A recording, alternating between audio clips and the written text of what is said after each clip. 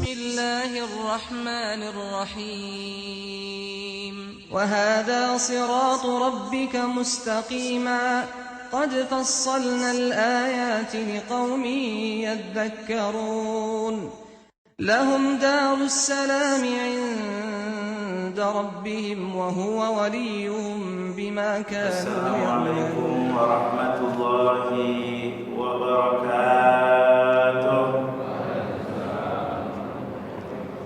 الحمد لله رب العالمين وبه نستعين على أمور الدنيا والدين والصلاة والسلام على أشرف المرسلين سيدنا وحبيبنا ومولانا محمد وعلى آله وصحبه ومن تبعه بإحسان إلى يوم الدين. أما بعد, yang saya muliakan dan saya cintai para pendengar Majelis Ta'lim Darussalam dimanapun Anda berada, yang di rumah yang mendengarkan ini atau di jalan, yang melalui Darussalam TV, dan khususnya yang hadir di masjid yang kita cintai ini, Darussalam, setelah sholat subuh berjamaah. Mudah-mudahan sholat subuh diterima oleh Allah. Mudah-mudahan pada pagi hari yang cerah ini kita dimuliakan oleh Allah. Mudah-mudahan diberi sehat walafiat. Mudah-mudahan ditambah rezekinya dengan rezeki yang halal yang berkah. Mudah-mudahan dibukakan pintu ilmu yang bermanfaat, bahagia dunia dan akhirat. Amin ya rabbal alamin. Ma'asyiral muslimin dan muslimat rahimakumullah, bapak-bapak dan ibu-ibu yang disayangi Allah, kita akan sambung lagi ta'lim kita yang biasanya kita maghrib sampai isya di minggu awal atau malam minggu awal. Kita ada perubahan sedikit, sekarang kita subuh. Mudah-mudahan Allah makin berkahi dan makin cintai kita semuanya. Insya Allah mudah-mudahan bermanfaat. Kita membahas dulu tentang mauqiful imam wal makmum di dalam kitab Syekh Sabiq Fiqhus Sunnah, yang mana membahas tentang fikih tata cara kita beribadah kepada Allah Jalla Jalaluh, yang mana tuntunan kita adalah Rasulullah sallallahu alaihi wasallam.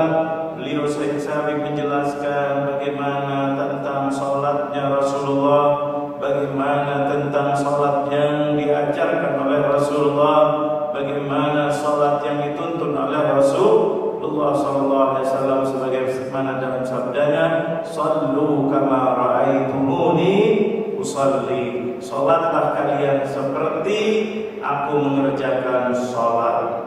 Di antaranya kemarin kita membahas tentang mauqiful imam wal makmum. Kedudukannya kalau dalam salat berjamaah, bagaimana imam dan bagaimana seyogyanya seharusnya sebagai makmum.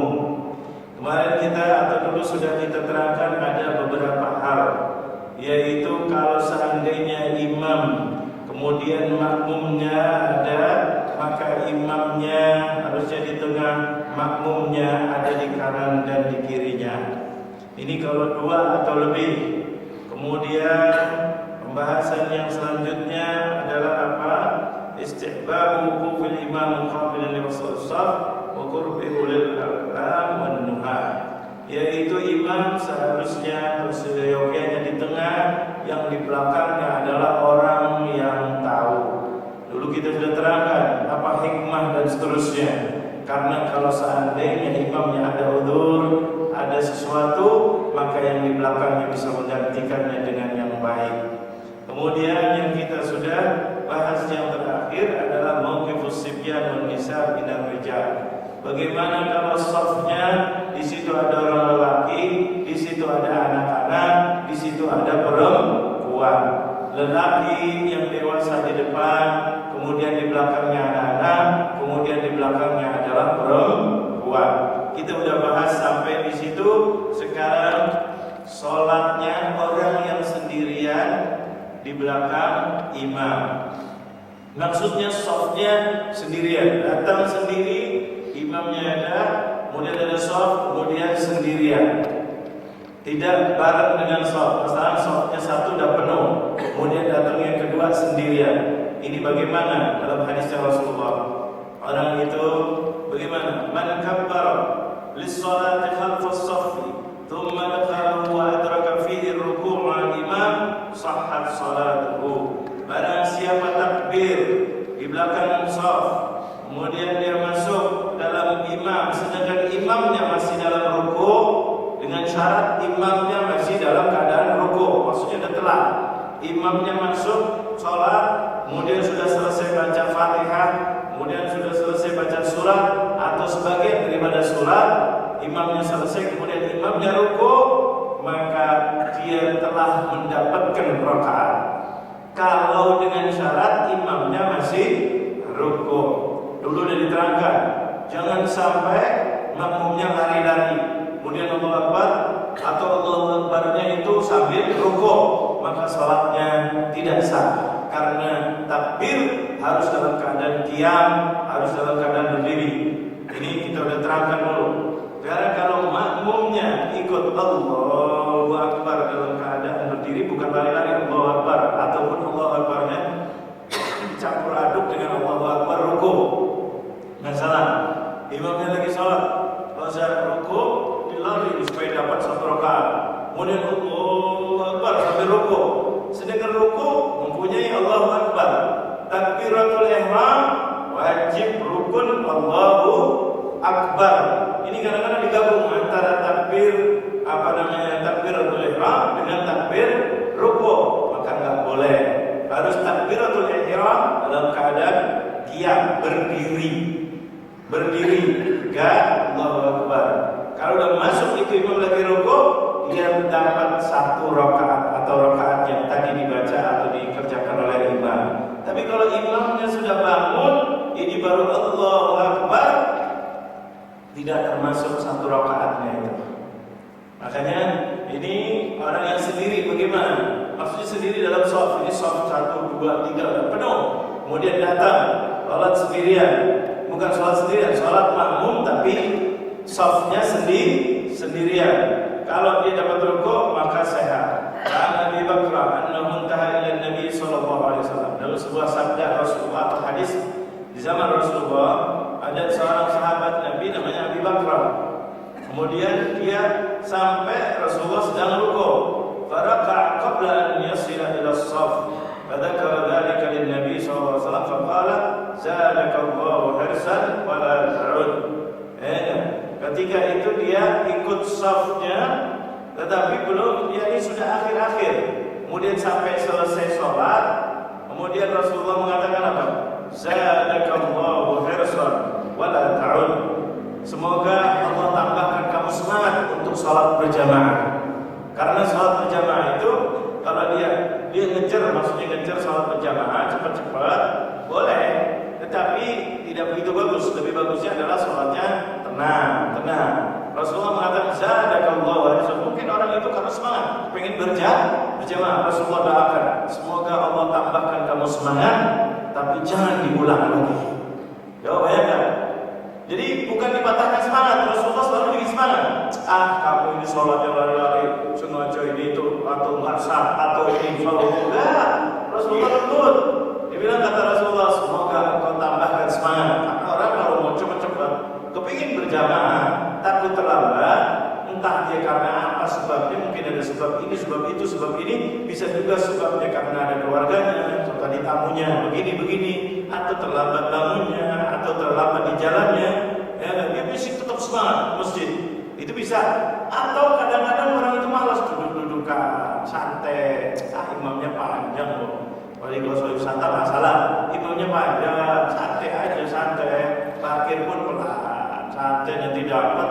Ketika sudah sampai, dia pelan-pelan, kemudian dia udah dekat, udah ruku ini, cepet-cepet dilalui. Nah, bisa juga alasan begitu. Bisa juga alasan lain-lain. Tapi Rasulullah mengambil yang positif. Nah, ini ajaran Rasulullah dalam berdakwah. Selalu mengambil positif. Alias kalau dalam bahasa Al-Quran, yaitu adalah apa? Husnul dhan. Positif thinking kepada orang. Jangan malas itu orang. Saya jadi orang itu malas. bisa juga bersemangat karena ada sebab. Tapi Rasulullah selalu mengambil yang positif, husnudzan. Inilah dakwahnya Rasulullah SAW. Jangan dianggap fikih itu tidak berdakwah. Dakwah Rasulullah SAW. Jika orang datang untuk terlambat dan lihat sebab apa ini itu, nah, Rasulullah ambil positif. Mungkin dia terlambat karena tadi mau parkir susah. Bisa jadi cuma udah masuk ini itu terus dilarang karena ini udah penuh harus parkir sana jauh ini itu terlambat. Mungkin di rumahnya begini, mungkin tertidur, mungkin istrinya tadi waktu berangkat lagi kurang sehat ini itu mau ninggalkan dia pikir ini itu akhirnya terlambat. Mungkin anak itu ada kemungkinan 1000 kemungkinan. Tapi lihat kepada orangnya. Kalau orang yang kadang-kadang tidak baik itu lihat mantas itu orang. Rumahnya dekat orang rumahnya jauh aja udah sampai. Walaupun rumah dekat, kalau seandainya ada masalah siapa yang tahu? Jangan sekali-kali kita su'udzon, negatif thinking. Ini yang paling bahaya dalam Islam. Sampai Rasulullah dalam sholat itu katakan ada orang begitu, nggak ditanya kenapa kamu enggak? Dia kata, zadakallahu hirsan. Ini, zadakallahu hirsan. Semoga Allah tambahkan kamu semangatnya sholat di masjid. Allah. Berarti Rasulullah mengambil yang positif.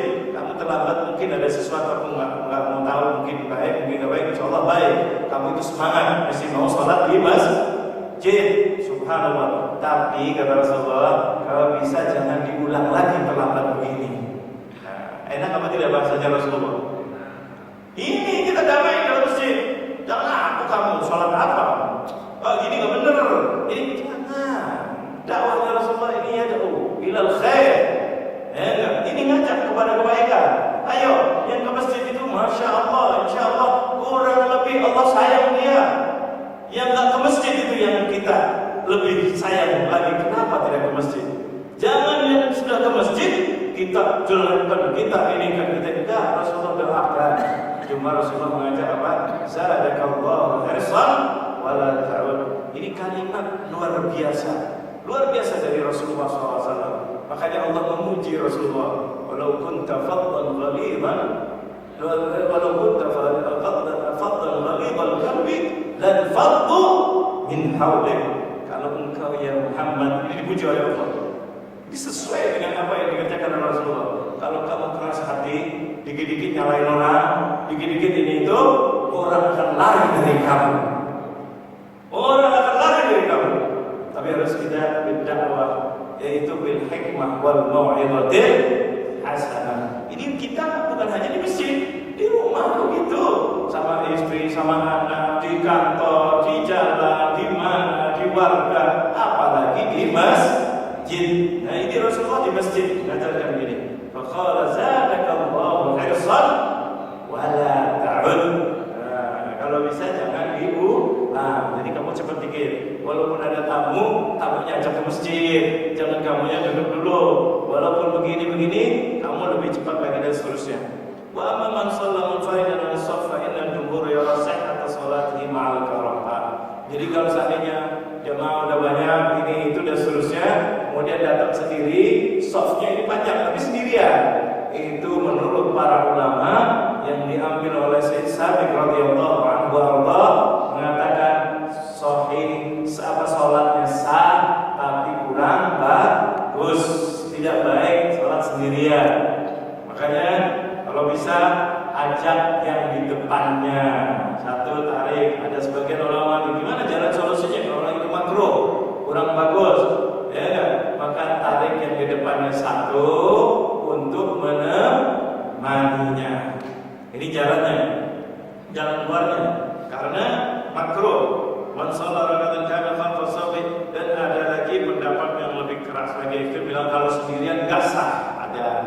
Ada kita hormati pendapat, ya, karena harus ada yang lainnya tarik ini. Tetapi kita pendapat ulama yang tadi dikatakan oleh Syekh Sabiq radhiyallahu anhu, yang mayoritas jumhur ulama sah, cuma kurang baik.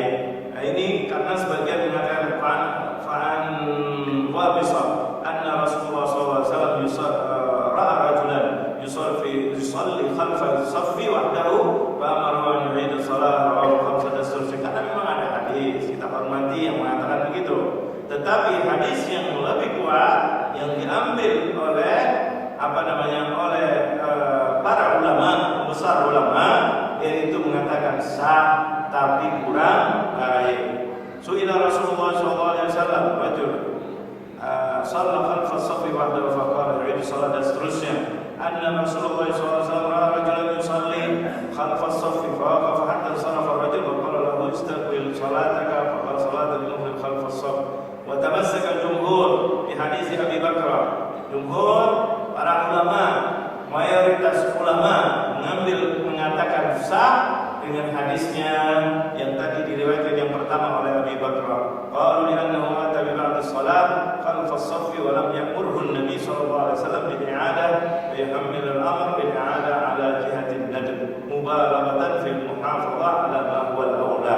Hadisnya ada sedikit benturan dari segi zahir lafadznya, bahwa Rasulullah yang pertama melalui Abi Bakr tadi, Rasulullah mengatakan zadakallahu hirsan wa la ta'ud, jangan diulangi lagi. Tetapi ada hadis lain yang diriwayatkan oleh Wabi SAW mengatakan apa?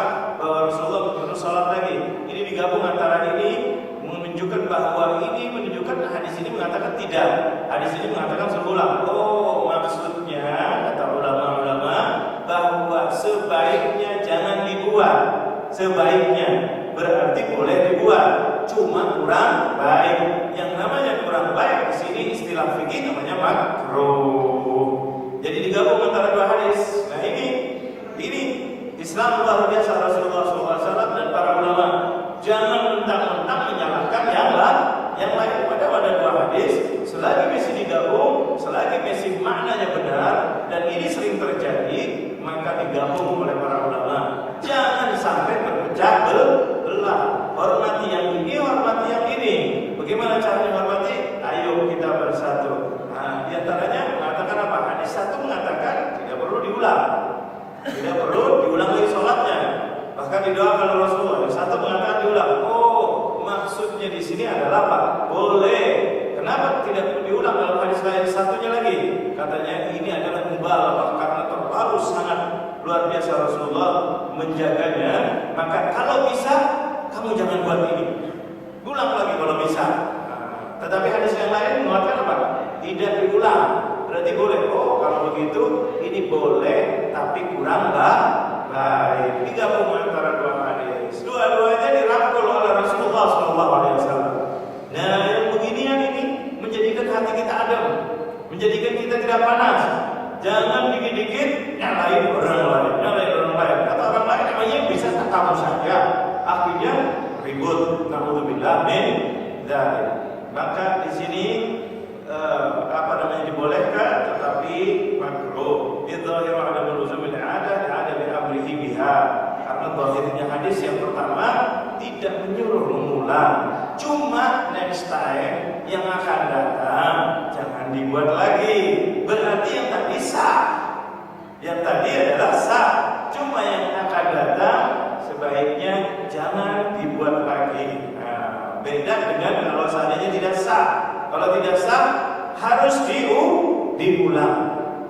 Nah ini waman hadara wa lam yajid sa'atan fi as-saffi wa la furjatan faqila yaqifu munfaridan yuqawdu jazbu ahadin qila yadzubu wahidan min as-saffi 'aliman bil hukmi ba'da an yukabbira takbiratul ihram istahabbu lil mandub muwafaqatuhu. Jadi ada dua pendapat. Kalau seandainya sendiri yang di belakang tadi narik yang di depan satu untuk menjadi teman. Jadi sholatnya tidak sendirian dalam shaf. Yang satu sebaiknya adalah mengalah, membantu shaf yang kemudian. Dalam hadis dikatakan orang yang paling baik adalah shaf awal, kemudian yang sudahnya, kemudian kok ini suruh mundur, maka nanti pahalanya kurang. Enggak, justru yang mundur ini dapat pahala dua. Pahalanya dua lebih. Kenapa? Dia sebetulnya di shaf yang awal atau kedua dapat pahalanya itu walaupun dia mundur karena dia sudah di situ niat. Udah niat dan sudah ngerjakan di situ.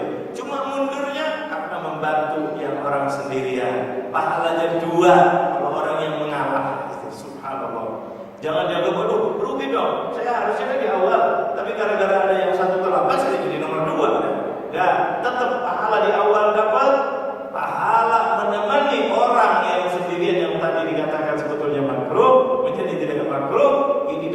pahala lagi. Subhanallah. Softnya kemudian 2 atau 3 atau yang kelima, tapi dia karena membantu orang lain dapat pahala 2. Inilah di dalam ajaran Rasulullah SAW. Jangan pakai hitung-hitungan, waduh pasti kalau kita buat ini begini. Tidak. Allah melihat. Kenapa kamu mundur? Bukan karena tidak mau sholat di belakang, tidak. Dia mau sholat di depan, tapi karena membantu. Ini yang kita bahas tentang masalah orang yang sholat sendirian dalam softnya. Bukan sendirian tidak berjamaah, tapi softnya sendirian. Ini sering terjadi kadang-kadang. Maka orang yang di depan, tapi dengan syarat yang ditarik orangnya tahu, yang menarik tahu. Kalau nggak tahu ditarik, kira-kira gimana? Keplak mungkin. Makanya perlu ilmu. Jangan sembarang narik terus tarik lo kuat-kuat, bisa berantem. Jangan. Makanya tadi dikatakan harus orang yang menarik tahu, yang ditarik juga tahu. Kalau sudah nggak mau ya jangan dipaksa. Tarik kuat-kuat, masya Allah. Ini bukan begitu caranya. Harus tahu. Makanya pentingnya majelis taklim, pentingnya ilmu. Ini di sini. Makanya orang belajar ilmu itu hukumnya apa? Wajib. Lebih wajib daripada sholat berjamaahnya. Subhanallah. Lebih wajib dan seterusnya. Karena sholat itu diterima harus dengan ilmu. Tetapi dalam Islam itu menghargai orang yang belum belajar. Barangkali dia masih belum sempat belajar. Barangkali dia dulunya jauh dari masjid, kemudian baru masuk masjid. Sholat berjamaah, bagaimana sholat sendiri aja kadang-kadang masih ragu baca Fatihahnya, baca apa enggak, ini apa enggak, dan seterusnya. Itulah wajib. Atau orangnya baru kenal Islam, atau baru masuk Islam, atau dulu duduk terpencil tidak belajar Islam, dan seterusnya. Harus kita memperhatikan orang di masjid itu bermacam-macam. Jangan dianggap satu, karena orang yang di masjid itu bermacam-macam mereka. Ada yang dari daerah yang suka taklim, ada yang dari daerah jarang taklimnya, ada yang urusan pesantren, kalau udah luar biasa ilmunya. Ada yang orang umum tidak pernah belajar agama, hanya sekedar sedikit Islamnya, Islam keturunan, tidak belajar ini itu. Jadi harus hormati semuanya ini. Jangan dipaksa, betapa dari pesantren harus begini, ikut begini, kalau enggak kamu. Lihat dulu orang di masjid ini umum. Rasulullah SAW sendiri dengan lemah lembut sampai mendoakan dulu, bukan menyalahkan. Zadakallahu hirsan wala ta'ud. Pertama kali bukan nyalain, malah mendoakan. Semoga kamu itu telat ini sampai kadang-kadang lari. Allahu Akbar, kadang-kadang ada apa tidak? Ngejer. Nah ini, kata orang yang biasa sholat, yang biasa rajin di masjid, apain los-los ini? Pemalas ini dasar. Ada sudah dari tadi 20 menit subuh ditungguin. Waduh. Pakai bukti-bukti lagi, pakai apa namanya ini? 20 menit subuh di masjid kota wisata ditungguin, masih telat. Waduh. Kadang-kadang apa? Ada yang terlalu ini itu. Maksudnya mungkin niatnya baik, tapi caranya melemahkan orang. Akhirnya besok lagi ngapain sholat di masjid sini? Ada yang galak-galak. Waduh. Emang ini masjid itu tempat lembut, tempat lemah lembut. Rasulullah mengatakan, Zadakallahu hirsan. Allah, ya Allah, orang yang begini nih, yang begini kata Rasulullah SAW, berarti dia semangat, walaupun telat, masih tetap mau ke masjid. Waduh, diangkat, malah didoakan oleh Rasulullah. Semoga Allah membuat kamu tambah semangat. Berarti apa kalau tambah semangat? Besok datangnya lebih cepat lagi.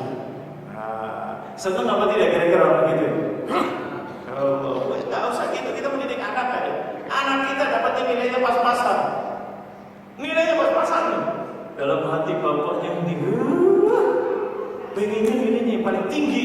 Kalau bisa nomor 1, ibunya gitu. Tapi kalau bapak yang bijak, nilainya pas-pasan, mesti naik.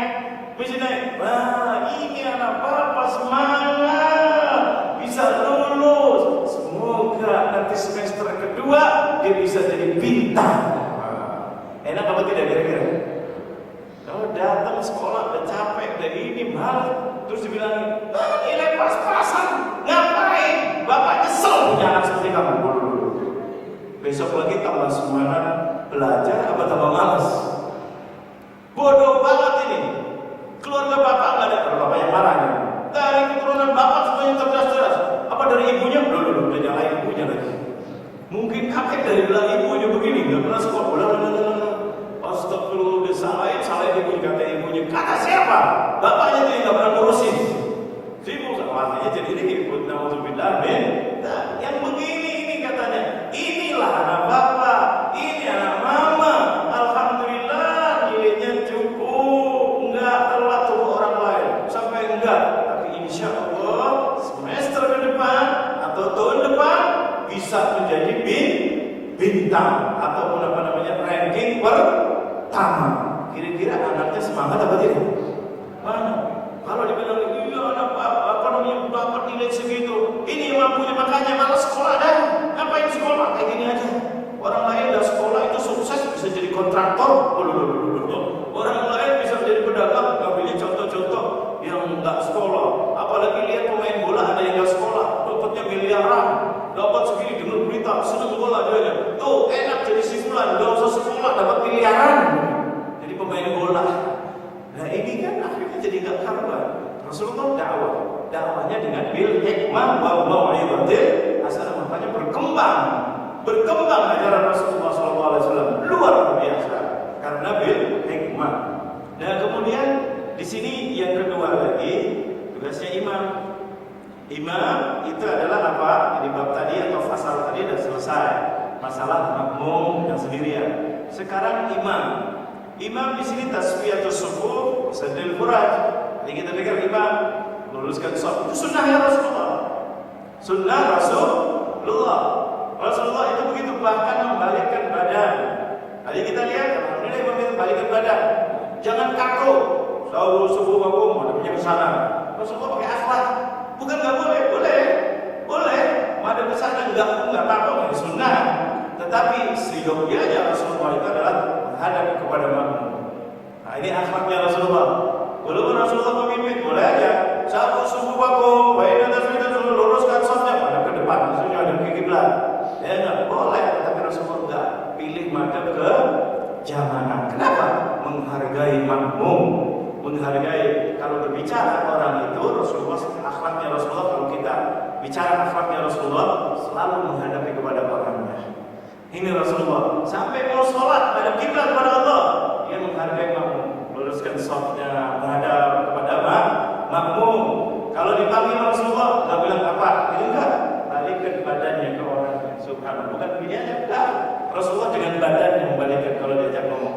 Ini akhlaknya Rasulullah, gembira, bukannya apa? Gini, nengok saja gini. Kalau yang manggil orangnya di bawah dia, apain? Nah, tapi kalau yang ngambil bosnya kira-kira, oh iya Pak, Masya Allah. Ada apa tidak kadang-kadang? Duit, jabatan, karir. Tapi kalau coba bosnya udah uangnya udah nggak ada, kira-kira gimana? Kira-kira gimana? Jabatannya sudah nggak ada manfaat bagi dia.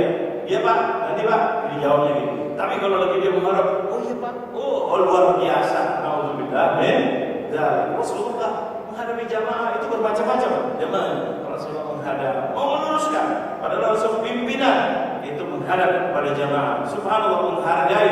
Makmum tambah semangat, dihargai, otomatis lebih semangat mengikuti imam. Nah ini satu kesatuan di dalam sholat berjamaah. Jadi imamnya itu menghargai makmum, otomatis makmumnya menghargai imam. Disinilah makmum akan mengikuti imam senang dari hatinya, bukan terpaksa. Makanya dikatakan oleh Rasulullah dalam hadis lain, "Ma ju'ilal imamu illa liyutamma bih." Imam itu tidak dijadikan kecuali harus diikuti. Kalau imamnya nggak disenangi sama jamaah, ikutinya terpaksa. Paksa, akhirnya laba-laba. Imamnya rukuk, ini coba dulu. Imamnya bangun, dia coba ini itu. Malas. Seperti anak kalau bukan tidak disayang, kurang begitu direspon atau respek oleh anak-anaknya. Ya luar biasa. Tapi kalau dicintai, Allah. Makanya dulu kita pernah bahas di sini, saya sabik dulu bahwa imam harus berakhlak dengan akhlak yang dicintai oleh makmum. Kalau wahum karun, kalau pada benci kepada imam, bukan nggak sah sholatnya. tidak baik menjadi imam kalau imamnya tidak disenangi oleh makmum, karena tidak akan membantu makmum itu untuk mengikuti imam. Nah, pemimpin istilahnya harus disenangi oleh rakyat, istilahnya begitu, tapi disenangi dengan jalur yang benar, bukan disenangi yang penting senang. Begitu juga imam, senang caranya dan benar dalam peraturannya. Nah, ini subhanallah. Di sini dikatakan yustahabbu lil imam an ya'mura bi tasfiyatis sufuf. Disunnahkan untuk imam jangan mulai jadi imam atau takbiratul ihram kecuali sudah meluruskan barisan suddul khalal qabla dukhuli fi shalah, sebelum masuk dalam salat. Imamnya balik dulu, ada makmum dan seterusnya, kemudian mengarahkan untuk safnya lurus, safnya ini itu. Ini kerjaan Rasulullah SAW dan ini perbuatan Rasulullah SAW. Dilihat, jangan nyuruh enggak melihat, walaupun kalau ditanya sah enggak sah, tapi kurang etika. Itu belajar. Fa'an Anasin anna Nabiya sallallahu alaihi wasallam kana yaqbalu alaina biwajhi qabla an yukabbir. Kata Sayyidina Anas, sahabat yang dekat sama Rasulullah, salah satu sahabat yang dekat sama Rasulullah, karena dari mulai kecil dia membantu Rasulullah. Anas ini luar biasa. Kisah sedikit ya, supaya kita lebih semangat lagi belajar. Itu Anas masih kecil, ada seorang ibu-ibu. Ibu-ibu ini kan orang cinta sama Rasulullah. Cinta sama Rasulullah itu senang. Orang bagi ini, ada yang punya kue, istilahnya sekarang bagi kue, ada yang punya makanan, pengen kepada Rasulullah ngasih, ada yang punya uang, kasih uang kepada Rasulullah, ada yang punya hadiah ngasih. Ada seorang ibu-ibu ini kepengen bagi, tapi dia miskin, nggak punya apa-apa, nggak punya apa-apa, kecuali punya anak sendiri masih kecil. Ya Rasulullah, orang pada kasih hadiah, dan pengen kasih hadiah nggak punya. Aku punya anak ini, aku hadiahkan kepadamu ya Rasulullah. Subhanallah, dia bukan berikan begitu, adopsi enggak. Maksudnya, ya Rasulullah, ini untuk membantu kamu. Biar anakku yang bantu kamu. Masya Allah, orang-orang pikir bingung, anak kasihkan untuk bantu ini itu bukan orang tuanya. Rasulullah jawab, kata ulama ini, Rasulullah menjawab, Rabbi hatil mar'a, orang yang paling beruntung adalah perempuan ini. Lainnya bagus, kasih Rasulullah, maksudnya cinta, tahabu, orang saling memberi hadiah, saling mendatangkan kasih sayang. Ini sayang oleh Rasulullah SAW. Ini orang nggak bisa, akhirnya anaknya, kata Rasulullah, Rabbi hatil mar'a, perempuan yang beruntung luar biasa. Ulama, para sahabat beruntung, kenapa? Anaknya masih kecil, hidup bersama Rasulullah SAW. Dia akan melihat akhlaknya Rasulullah, luar dan dalam. Di luar melihat, di dalam rumahnya bagaimana Rasulullah. Ini Anas bin Malik. Ketika anaknya jadi anak yang cemerlang, ketika anaknya jadi anak yang luar biasa, ketika Rasulullah wudu, diambilin airnya. Ketika Rasulullah ke tempat, sandalnya disiapkan. Ini Anas kerjaannya. Jadi melihat Rasulullah terus, melihat Rasulullah, bantu Rasulullah, ini Rasulullah. Katanya paling beruntung adalah ibu ini. Kenapa? Kalau anaknya jadi mulia, otomatis anaknya itu nanti akan bisa mendapatkan syafaat dari Allah. Syafaat diizinkan sampai 70 orang. Siapa kira-kira yang akan dibantu pertama kali? Tidak ada lain kecuali ibunya dan ayahnya. Ini orang yang paling beruntung. Anaknya mulia, otomatis dia akan memuliakan ibu dan ayahnya di dunia, apalagi di akhirat. Makanya ini perempuan luar biasa. Ini Anas sampai pernah minta sama Rasulullah. Bukan minta, Rasulullah nawarin. Rasulullah itu luar biasa, orang yang luar biasa. Ketika lagi butuh, ketika lagi ini itu, kalau udah dekat Rasulullah nawarin, kamu pengen apa? Kepengen didoain apa? Siapa yang gak kepengen kita didoain? Doain Ustaz aja seneng apa tidak? Apa gak seneng? Gak ada, jadi dah nanti tutup doa. Doa Ustaz Khatib mimbar ketika Jumat, diwajibkan berdoa. Pada seneng apa enggak? Kau udah diem. Di sini nggak ada salat Jumat. Biasanya kalau khatib sudah doa seneng apa enggak? Kenapa seneng? Nah, itu jujur semuanya. Kenapa doa seneng? Aduh, mau jawab gak enak, tapi itu memang betul sebenarnya. Apalagi kalau khatibnya panjang, suaranya gak jelas lagi. Pas doa Allahumma firil muslimina wal muslimat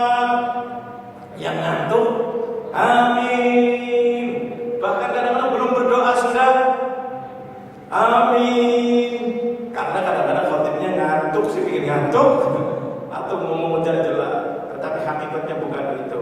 Ketika berdoa bisa tersentuh, karena kita terasa kurang. Ya Allah, ampunilah dosanya orang muslim dan muslimat. Kita ini orang Islam dan banyak dosa apa tidak?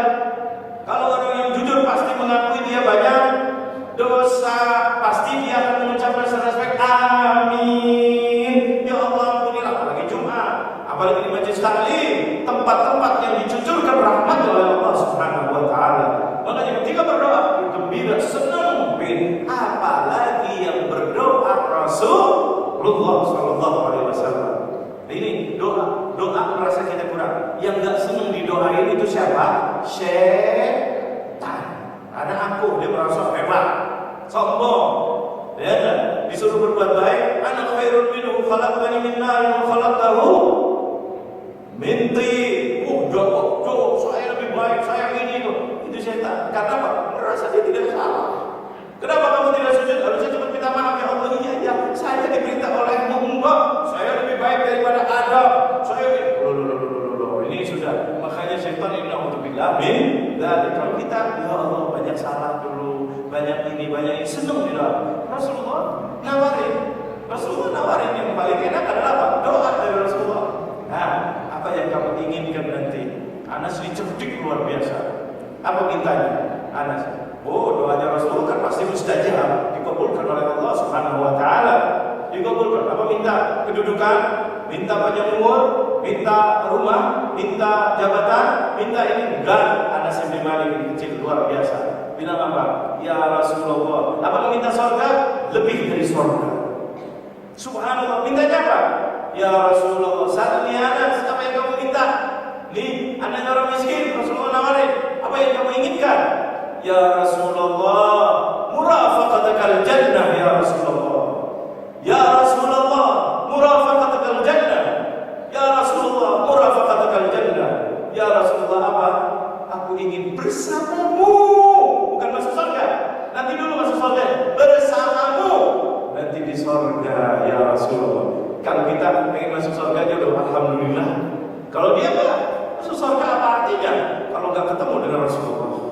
Kalau tidak bersama Rasulullah masih kurang. Yang namanya orang kepengennya yang masuk utama, itu ada yang di situ Rasulullah SAW. Maka beliau mengatakan Rasulullah, kata Rasulullah mau tes lagi. Allah khairan dalik. Apakah mau minta selain itu barangkali kamu pengen rumah, pengen bahagiakan anak, istri, ini namanya manusia. La huwalaka ya Rasulullah. Itu yang aku minta ya Rasulullah. Aku ingin bersamamu supaya enggak ada nyesel. Karena nanti di surga itu nikmat luar biasa. Ada yang nyesel kata Rasulullah satu. Kalau orang melihat orang lain lebih tinggi derajatnya daripada dia. Masuk surga kelas yang satu. Ada kelas 2, ada kelas 3, ada kelas semuanya yang paling tinggi melihat, kenapa aku tidak di situ ya? Padahal dia tetangga dulu sama ke masjid, cuma dia kalau ke masjid cepat, satunya lagi kadang-kadang ada lama-lama ataupun datang, kadang tidak datang. Satunya sedekah, dia tidak sedekah. Satunya kasar, satunya tidak kasar. Mungkin dua-duanya masuk surga, tapi surganya berbeda. Yang lebih baik, yang paling baik surga Firdausil A'la. Itulah Rasulullah. Maka Anas minta apa? Ya Rasulullah, aku ingin bersamamu di surga. Berarti surga yang paling tinggi. Akhirnya Rasulullah mendoakan untuk Anas ini. Otomatis Anas ini orang yang dimuliakan oleh Allah. Minta siapa syafaatnya? Ibu dan bapaknya. Nah ini makanya dikatakan Anas adalah orang yang sangat beruntung. Kenapa? Ibunya sangat beruntung ngasih hadiah anaknya, maksudnya supaya membantu Rasulullah, melihat gerak-gerik Rasulullah, mengikuti ajaran Rasulullah, berakhlak dengan akhlaknya Rasulullah SAW. Dan ini Sayyidina Anas mengatakan ada sahabat Nabi karena yang bila alaihi biwajhi qabla an yukabir. Anas paling dekat dengan Rasulullah, salah satu orang yang dekat, tahu gerak-gerik salatnya Rasulullah, memberitahu kepada kita bahwa Rasulullah SAW sebelum salat selalu menghadap kepada kami. Menghadap kepada kami, kiblatnya ke sana. Menghadap kepada kami, jamaah makmum. Ini luar biasa, menghadap kepada kami. Kemudian apa? Dua qabla yukabbir, sebelumnya Allahu Akbar. Fayaqul, apa yang dikatakan oleh Rasulullah? Tarasu wa'tadilu. Ini kata-kata Rasulullah sebelum salat. i'tadilu, imamnya yang ucapkan. Tarasu luruskan shafnya, rapatkan barisan. Rawahul Bukhari wa Muslim. Ini riwayat hadis yang sahih muttafaqun alaih. Wa ruwiya anhu anna Nabi sallallahu alaihi wasallam, ada lagi kata-kata lain, bukan satu kalimat itu. Sawu sufufakum fa inna tasbiyatas saffi min tamamis shalah. Ada bahasa ini, dua-duanya sama kurang lebih. Dua-duanya dari lisan yang paling mulia baginda Nabi Muhammad sallallahu alaihi wasallam. Ini hatta idza dhanna annaka akhadna dzalika anhu wa faqina aqbala dzata yawmin biwajhi idza rajulun munkidun atau munqabidun bi sadri faqala la tasawwanna sufufakum aw la yukhalifunna Allah baina wujuhikum. Dan ada kata-kata yang luar biasa dari Rasulullah dan dari para sahabat Nabi, yaitu disunnahkan untuk makmum menghadap kepada kiblat, menghadap kepada orang-orang yang mau makmum dan mengatur barisan dan shafnya. Ini adalah sunnahnya imam dan makmum yang mendengarkan. Jangan bilang kadang-kadang maaf, yang makmum mau cepat-cepat, udahlah cepat. Kadang-kadang ada. Jangan, ini sunnahnya Rasulullah. Maaf. Beginilah kalau sholat berjamaah. Jangan imamnya dipaksakan, kecuali kalau kejadian kebakaran atau ada apa, itu lain ceritanya. Nggak ada apa-apa, biar makmumnya sholat. Tapi jangan terus-teruskan barisan sampai setengah jam ngurusin shaf. Jangan, ini biasa aja, normal. Dia nggak luruskan shafnya. Sawusumakum wa'adu baina manakibikum. Ada lagi riwayat lain mengatakan apa? Luruskan shafnya dan luruskan apa, mankab ini apa namanya? Pundaknya. Itu ada hadis. Yadu fi aidi ikhwanikum sudul khalal. Inna syaitana yadkhulu fi ma bainakum bi manzilatil hadath. Subhanallah. Jadi jangan terlalu jauh antara satu dengan lain. Ya, dekatkan. Karena kalau jauh itu tempat untuk diganggu oleh syaitan. Dekatkan. Walaupun ada pendapat mengatakan dekatkan itu tempelkan. Ya, enggak ada pendapat kita hormati. Tapi jangan maksa kalau pendapat yang begitu. Karena mengganggu yang lain. Yang lain itu tidak. Artinya satu di sini dekatkan, dekat boleh supaya tidak diganggu oleh syaitan. Bagian ada pendapat kita hormati, ada yang nempel, silahkan. Tetapi orang yang nempel mau nggak? Kalau tidak mau jangan dikejar. Maaf, kadang-kadang ada yang memaksakan pendapat, kata lagi sholat maksa pendapat, dikejar sampai ke sana. Yang satu lagi dikejar ke sini. Akhirnya sholatnya maaf, ini kita hormati kalau dia sama dia, yang setuju dengan setuju, oke, ini pendapat kita hormati. Tapi kalau yang tidak setuju jangan dipaksa. Akhirnya lari. Akhirnya dia sholatnya maaf, ini terjadi apa tidak? Iya. Nah, kita bukan mengatakan apa supaya sholatnya tenang. Jangan dipaksa. Ini adalah sesuatu yang diajarkan oleh Rasulullah. Beda tafsir. Ya, sudah dipikir di sini tekstualnya memang nempel. Tetapi kalau lihat perbuatan Rasulullah, sahabat Nabi tidak bagian. Jadi gimana? Yang mau nempel bersama orang yang nempel. Kebetulan sampingnya senang sama nempel, ya sudah. Nah, itu urusan dia. Tapi yang tidak senang nempel sudah jauh sedikit masih dikejar ya. Maaf, kadang-kadang yang namanya kaki ada yang mulus, ada yang kadang-kadang kasar dikit. Bukan kita menghina, kasar dikit. Kalau kena risih apa tidak? Mulus sama mulus saja risih, apalagi kalau pas yang kasar. Nah, ini di sini kita toleransi. Di sini jangan dipaksakan. Rasulullah SAW ajar, ayo kita sholat berjamaah. Kalau Anda bersama lainnya, lihat. Bahkan Rasulullah itu akhlaknya mulia. Kalau kita berjalan, katanya Rasulullah berjalan, ya, siru ala sayri du'afaikum. Kalau kita berjalan 3 orang atau 2 orang atau lebih, lihat yang paling lemah itu siapa? Oh, fulan. Langkahnya berapa? Masalah langkahnya 30 cm paling lemah, satu langkah. Yang satu langkahnya 10 meter. Yang ini tuh. Kalian berjalan yang paling lemah itu berapa?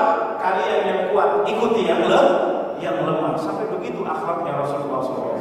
Siru ala sayri du'afaikum. Berjalanlah seperti berjalannya orang yang paling lemah kalau kita bersama-sama. Dan ini di sini akhlaknya Rasulullah, perhatikan ya Pak. Jadi ini maaf saya sebutkan ini karena banyak pengaduan itu bagaimana? Sering di masjid-masjid lain. Subhanallah, ngadu begini.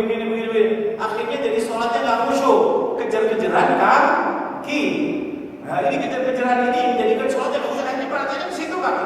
Kejar lagi, oh ini orang kemarin ya. Jangan-jangan nanti ngejar lagi. Ini ya, softnya pindah. Pas nggak bisa pindah, dapat yang kemarin dulu yang lebih lagi ngejarnya. Masya Allah. Akhirnya sholatnya khusyuk lah. Nah di sini kita saling toleran. Yang sudah nggak mau sudah jangan dipaksain. Ini bukan sesuatu yang rukun di dalam sholat. Sholat ada rukunnya, ada sunnahnya, ada wajibnya, ada makruhnya, ada batalnya. Malah kalau pindah-pindah terus berkali-kali, itu para ulama mengatakan kalau sampai 3 kali berturut-turut bisa batal sholatnya. Alhamdulillah sampai begitu. Salah harakatin mutabaliyah. Ini sebagian ulama mengatakan batal. Dan ini jangan sampai kita sholat bismillah. Kalau mau yang nempel jadi pendapat kita hargai, tapi tolong nempel sama yang berpendapat dengan yang nempel.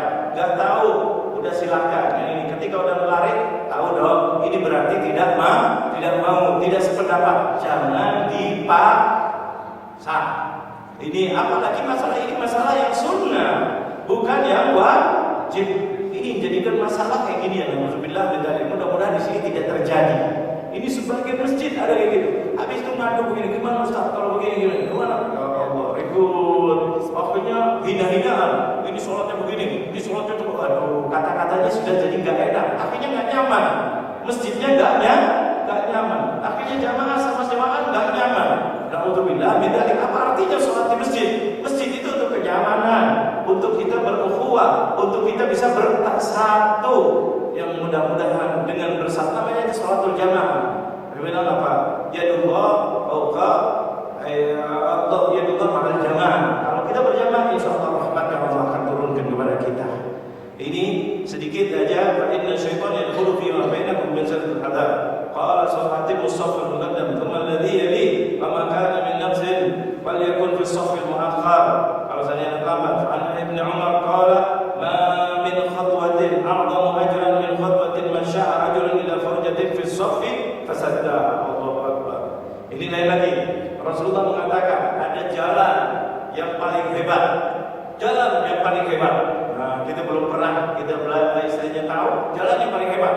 Jalan kaki yang paling dicintai oleh Allah. Menuju ke masjid jelas. Basyiril masyayina fi dhulal, apalagi pada subuh, pada waktu gelap, jalan masjid itu mulia. Ada yang lebih mulia, katanya Rasulullah. Kabar gembira, jalan yang paling dicintai oleh Allah. Paling ini, mau apa enggak kira-kira? Oh, kalau udah diem ya udah nggak jadi. Nah, mau nggak? Nah, apa itu? Supaya kita bisa ngikutin, nggak perlu disuruh-suruh. Kalau saf yang awal masih ada kosong, yang di depan maaf kadang-kadang kan ada yang rajin, ada yang setengah rajin, ada yang malas, malah dorong-dorong kamu aja dah. Ada apa tidak kadang-kadang? Khususnya kalau Jumat tuh biasanya khotibnya atau bukan khotibnya yang ngatur masjid kami mengatakan penukan yang awal dulu rapatkan, berilah kesempatan untuk yang di belakang. Ada nggak kadang-kadang? Berilah kesempatan. Tidak perlu, karena Allah sudah mengatakan Rasulullah paling hebatnya orang jalan menuju ke shaf yang kosong. Katanya Rasulullah. Allah. Makanya kalau ada yang kosong harusnya berebut apa tidak? Oke, kalau ada orang ke masjid dikasih 1 miliar, hebat apa tidak? Kalau subuh 5 miliar. Kalau yang jalan dari shaf ke shaf mengisi itu bisa 1 triliun. Kira-kira berebut apa tidak? Nggak senang duit di sini. Ini nggak pada senang duit, malaikat semuanya orang soleh di rumahnya. Ini subhanallah, ini bagaikan begitu luar biasa. Subhanallah, jadi tanpa disuruh harusnya. Ini udah DKM-nya ataupun yang ngurusin masjidnya ini mengatakan ayo maju PSI, nggak maju-maju. Kadang-kadang sholat Jumat, ini sholat Jumat umumnya. Maaf, di depan masih ada kosong, di belakang sudah penuh. Akhirnya nggak bisa maju, nggak bisa ini. Makanya bahasanya kasih kesempatan yang belakang, yang datang terlambat untuk ini itu. Masih juga kadang-kadang masih deki Allahumma amin. Masih ada yang lari, ada yang ini, ada yang ini. Sebetulnya sebelumnya, tapi kalau terpaksa ya sudah. Nah ini soal hatta di Mekah begitu, di Mekah kadang-kadang begitu, di Madinah begitu. Itu orangnya bukan Madinahnya yang salah.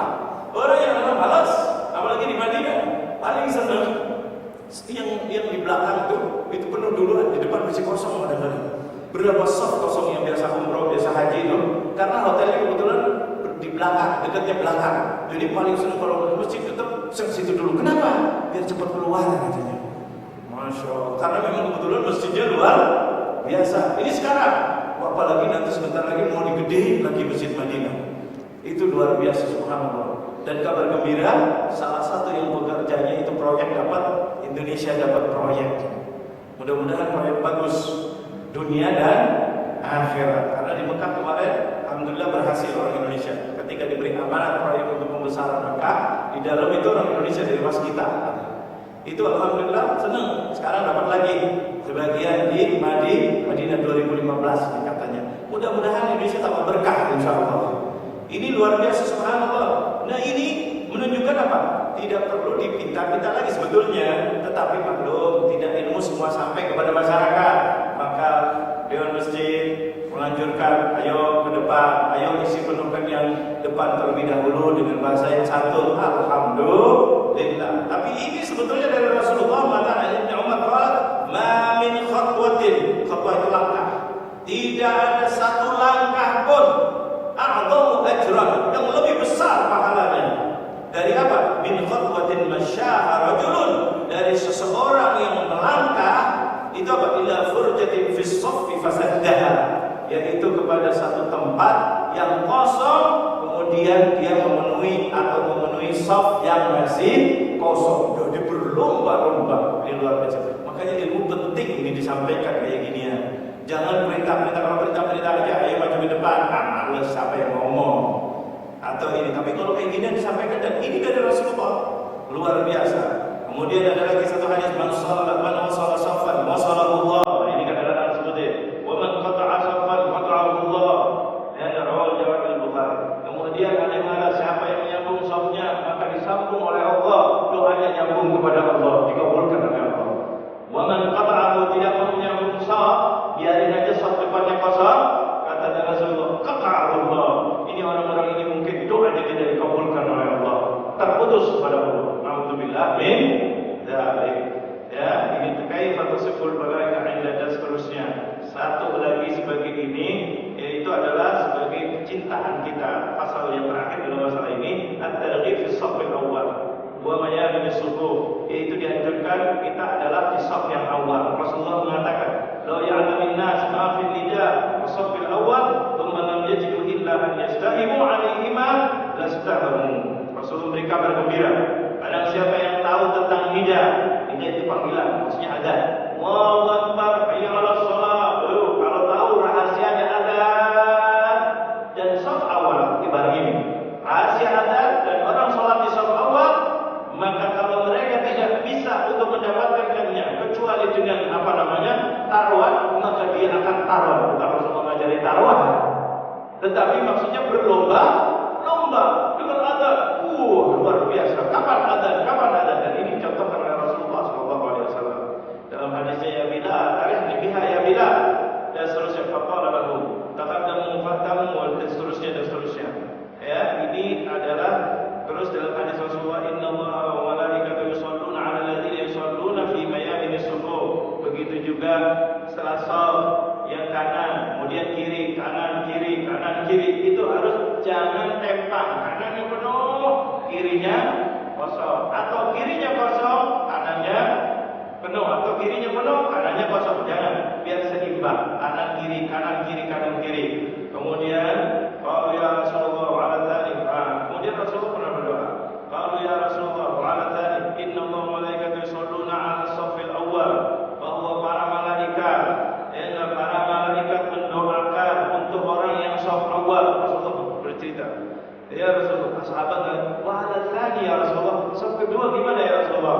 Rasulullah ulang lagi, innallaha wa malaikatahu yusholluna 'alas shaffil awwal. Allah dan para malaikat yaitu mendoakan, kalau para malaikat mendoakan untuk orang yang shaf awal. Kemudian sahabat tanya lagi, ya Rasulullah, shaf kedua ya Rasulullah. Karena mungkin dia sering terlambat, shafnya kedua, dia sampai 2 kali, sampai 3 kali. Akhirnya Rasulullah sayang apa? Wa 'ala dzalik, yang kedua juga insyaallah disayang oleh Allah. Tapi yang lebih disayang yang mana?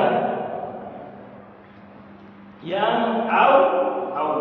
Ini awal sampai 3 kali Rasulullah SAW berdoakan. Tetapi Rasulullah tidak mengecewakan juga saf yang kedua. Terus amma idza balagha sautul imam, yang terakhir masalah tabligh khalfal imam. Disunnahkan juga kalau imamnya bacaannya pelan atau keras tapi tidak sampai karena jamaahnya banyak, maka disunnahkan ada yang namanya mubaligh.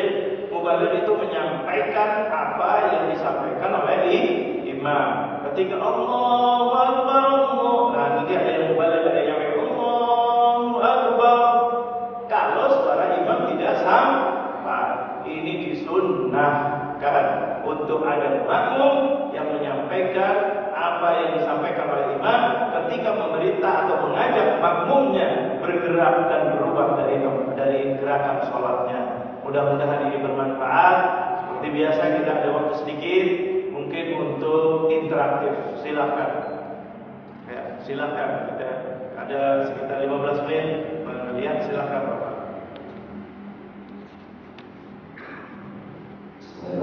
Assalamualaikum warahmatullahi wabarakatuh. Waalaikumsalam.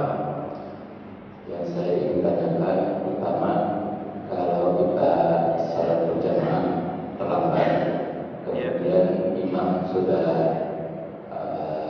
tahiyatul akhir, ya, posisi duduk kita bagaimana? Bagus sekali. Ada bacaannya apakah sampai sempurna tahiyatnya? Ya, bacaannya dan duduknya. Yang kedua, barisan itu yang lurus itu kaki depan atau pas tumiknya? Makasih Ustaz. Ya, bagus sekali pertanyaannya. Bagus sekali. Di sini dikatakan kalau seandainya jamaah makmum, imamnya sudah tahiyat akhir. Ya, supaya dapat jamaah tetap masuk. Imamnya itu supaya kita dapat fadilahnya jamaah. Jangan nunggu nanti nyari orang itu. Sayang, karena nyari orang mungkin jamaahnya 1, 2. Tapi kalau ini kan jamaahnya banyak. Makin banyak jamaah, makin disayang oleh Allah. Jadi masuk imam, terus langsung duduk. Jangan Bismillahirrahmanirrahim, baca Fatihah dulu, rukuk dulu, sujud. Ada sebagian yang begitu. Enggak langsung tahiyat. Kalau ada sempat baca tahiyat, baca tahiyat. Kalau tidak sempat pas lagi duduk, terus kemudian selesai. Assalamualaikum warahmatullahi wabarakatuh. Udah jadi jamaah, dapat jamaah. Terusin apa jangan baca tahiyatnya, itu yang dimaksud. Ya, nggak usah dibaca, nggak apa-apa. Mau dibaca kita nggak apa-apa. Nggak ada perintah, nggak ada juga larang. Kalau tidak ada perintah, tidak ada larang, kamu mau baca boleh, atau lagi tanggung tahiyat baru tahiyatul mubarakatuh sholat, imamnya sudah assalamualaikum, terusin nggak apa-apa, dapat pahala. Ya, tidak ada larangan dari Allah dan dari Rasulullah SAW. Jadi bacaannya terusin boleh, enggak mau terusin juga boleh karena bukan wajib. Karena ini bukan wajib. Jadi habis imam salam terus dia bangun, enggak apa-apa. Karena tadi itu bacaannya bukan wajib, karena bukan tahiyat yang terakhir untuk kita. Tapi kita mengejar itu karena untuk supaya dapat fadilah kemuliaannya sholat berjamaah. Itu jelas ya. Itu yang pertama. Yang kedua, ketika kita lurus shaf, yang depan apa yang belakang, ya enggak? Bisa yang belakang itu lebih apa namanya? Lebih kena belakang itu biasanya. Tapi yang lebih kelihatan biasanya depan. Ya enggak?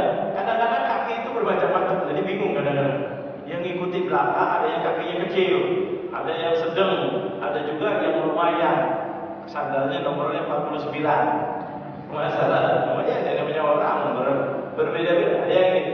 Jadi gimana untuk supaya mudahnya yang depan, tetapi ada pendapat mengatakan yang belakang. Tapi untuk supaya mudah dilihat, imam memang melurusin itu yang depannya. Tapi kadang-kadang untuk kayak gini ya, yang enak kadang-kadang belakangnya. Jadi tergantung, nggak ada masalah sebetulnya ini. Jadi kalau begini mungkin enaknya kalau ada garisnya, enak belakang jadi lama. Tetapi untuk imam ketika tidak ada beginian, enak yang diatur adalah depan, karena imam melihat dari depannya. Luruskan bisa lurus ini itu. Jadi masalah ini masalah bisa belakang, bisa juga depan, tergantung di imamnya. Tidak jadikan masalah, yang penting lurus shafnya, entah dari depan, entah dari belakang. Tapi kalau yang dulu tidak ada garis-garis kayak gini ya, biasanya depannya. Tapi kalau sekarang ada garis ini, kadang-kadang untuk ini supaya meluruskan garis yang sudah digariskan, tumit ya, belakangnya. Oke, tidak ada masalah. Ya. Jadi bisa ini bisa itu, nggak ada masalah. Nah, kalau enak yang satu nanti imamnya yang ngatur itu. Soal luruskan mundur. Dan yang jadi patokan yang mana itu penting. Yang patokan adalah yang tengah. Jadi kanan lihat kirinya, kiri lihat kanannya. Jangan tarik-tarikan. Yang kanan bilang kamu mundur. Yang atur sebelah sana. Kata yang sebelah sini, kamu maju. Wah, ribut. Maksudnya lama-lama. Udah masing-masing. Waduh, kita kuburannya masing-masing kok. Wah, na'udzubillah min dzalik. Yang tengah itu jadi patokan. Tengah, lihat kiri, lihat kanan. Yang kanan lihat kiri. Ya, mudah-mudahan ini bermanfaat. Kalau ada lagi, silakan. Oh, ada, masya Allah, ada 2 lagi. Nggak tahu sebenarnya. Terkait dengan tadi pada saat ruku dapat 1 rakaat atau yang berat. Ruku. Iya. Pada saat berat, terus kemudian posisi imam ruku.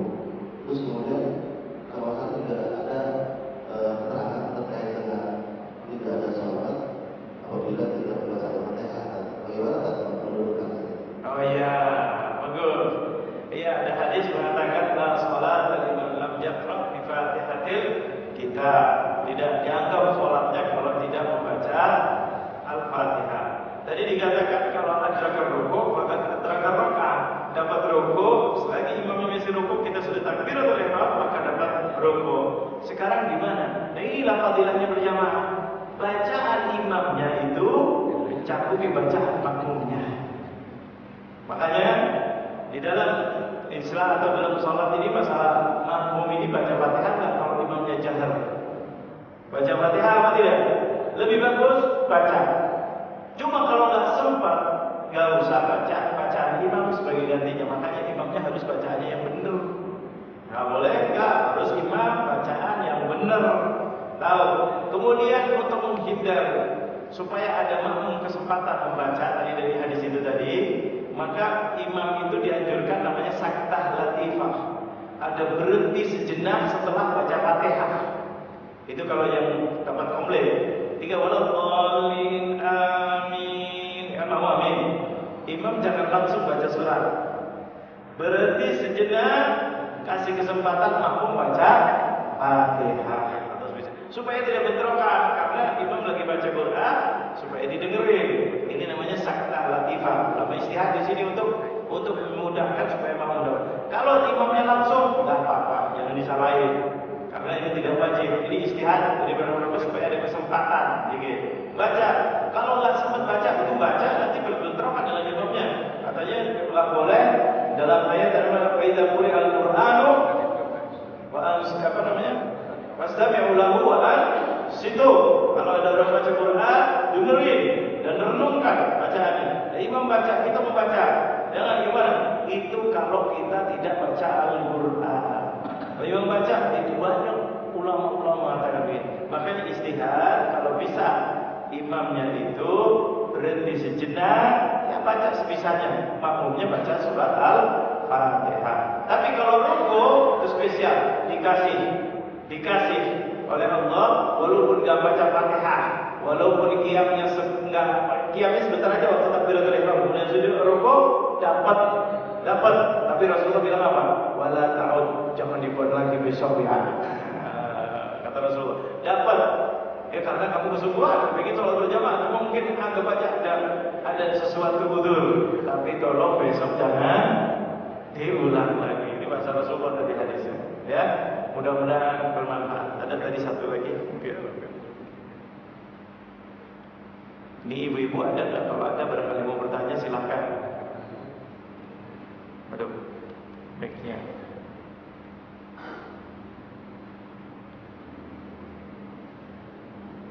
Atau langsung bisa. Nah, Assalamualaikum warahmatullahi wabarakatuh. Waalaikumsalam.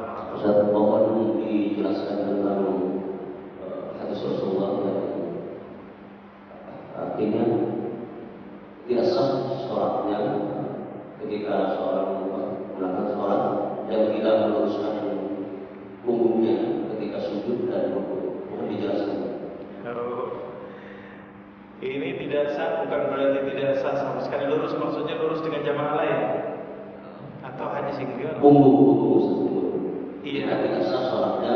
Ketika rukuk atau gimana? Ketika rukuk dan ketika sujud. Orang yang tidak meluruskan punggung. Iya. Di sini maksudnya lurus di sini paling tidak itu kalau bahasa ulama fuqaha hadis banyak ya. Paling tidak ketika rukuk itu adalah tangannya maaf di apa namanya? Ketika rukuk ini tangannya di mana? Tangannya di lututnya. Paling tidak berada tangannya di. Tapi paling afdal wa akmaluhu ketika lurus. Jadi hadis tadi itu mengajarkan kita untuk lebih sempurna, bukan berarti tidak sah batal, tetapi lebih sempurna. Salat yang paling sempurna, jadi tadi kalau ruku itu lurus antara punggung dengan kepalanya. Begitu juga ketika sujud, jangan sujudnya datar, maaf. Sujudnya datar. Kadang-kadang ada orang sujudnya datar gitu. Ada apa tidak datar? Tangannya begini, jangan, biar agak lurus, maksudnya nungging sedikit. Kalau rukuk lurus, ini afdhalnya akmal. Ya, ini paling sempurnanya. Tetapi paling tidak itu adalah tangannya di mana? Di lututnya. Karena ada orang kadang-kadang tangannya di pahanya. Ada orang kadang-kadang tangannya di bawah lututnya. Mau terlalu khusyuk luar biasa sampai rukuk lain dengan sujud, mirip dengan sujud. Jadi hadis tadi itu menerangkan afdalnya, sempurnanya. Ya enggak? Itu kesempurnaan sholat yang paling dicintai oleh Allah. Tapi kalau seandainya sudah berpegang kepada lutut, tetapi kurang-kurang dikit ini itu masih diterima sholatnya, cuma tidak lebih sempurna daripada orang yang lurus. Jadi hadis itu maksudnya sholat tidak sah-sahnya maksudnya apa? Tidak sempurna. Tidak sempurna karena banyak hadis-hadis Rasulullah mengatakan seperti itu. Banyak orang mengatakan la yu'minu ahadukum maksudnya iman sempurna. Jadi di sini sholat yang paling sempurna atau yang lebih sempurna adalah kalau kita bisa meluruskan antara kepala dengan punggungnya. Ketika nungging begitu juga. Ketika sujud dan nungging, jangan begini. Kadang-kadang ada sampai ya gimana lah begini. Jangan, maksudnya begini, agak begini. Tetapi bukan juga begini. Ada macam-macam. Ada yang begini, ada yang mempel, tengah begini. Ininya menghadap ke kiblat. Jadi bukannya begini. Kadang-kadang apa? Orang pengen lebih sempurna mungkin. Dia pikir kalau begini supaya ini begini. Nah, akhirnya sikut-sikutan lagi. Kembali lagi lurus, bahkan dianjurkan ininya menghadap ke kiblat. Ini mungkin yang bisa saya paham tentang hadis itu. Ya, ada lagi kanan kiri atau kira-kira ada satu lagi mungkin sebagai penutup nih. Assalamualaikum warahmatullahi wabarakatuh. Waalaikumsalam warahmatullahi Ustaz mau tanya mengenai jamaah yang sendirian tadi, makmum yang sendirian. Tadi diperintahkan untuk menarik jamaah yang di depan.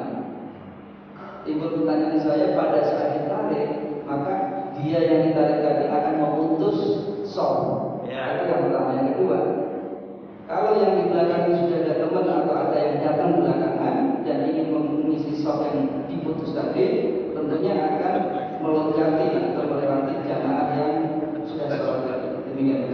Ya, bagus sekali. Ini berarti perhatian, betul. Kalau menarik, ini kan tadi mengatakan bukannya wajib ya, afdolnya. Jadi supaya jangan nanti simpang siur. Tapi bagus sekali perhatian. Sekarang kalau ditarik, kalau memutus soft. Nah, ini masalahnya. Satu. Keduanya, nanti kalau ada orang datang memenuhi soft itu, berarti ngelewatin orang sholat. Tidak begitu. Yang maksudnya ditarik, ini pun dengan syarat orang yang ditarik mau dan paham. Mundur dia. Otomatis yang satunya ini bergeser. Jadi jangan melopong di tengah. Kan masalahnya yang di tengah ditarik atau sebelah sini. Yang sini ke sini atau yang sini ke sini. Begitu kalau agak ke kanan berarti kanan lebih afdal untuk ke sini. Enggak mau yang kiri yang ngalah. Jadi nempel, tetap nempel. Jadi yang kosong itu adalah yang di ujung. Nah, itu otomatis ditarik ini kayak air aja. Kalau diambil sini otomatis datang, seharusnya begitu. Nah, kumpul. Kemudian ada yang kosong, datang jamaah lain ke sana. Kan masih banyak masalah di sini baru. Datang yang ketiga enggak mengganggu orang yang di belakangnya. Jadi tidak putus sopnya, tidak putus sama sekali karena ini bergeser.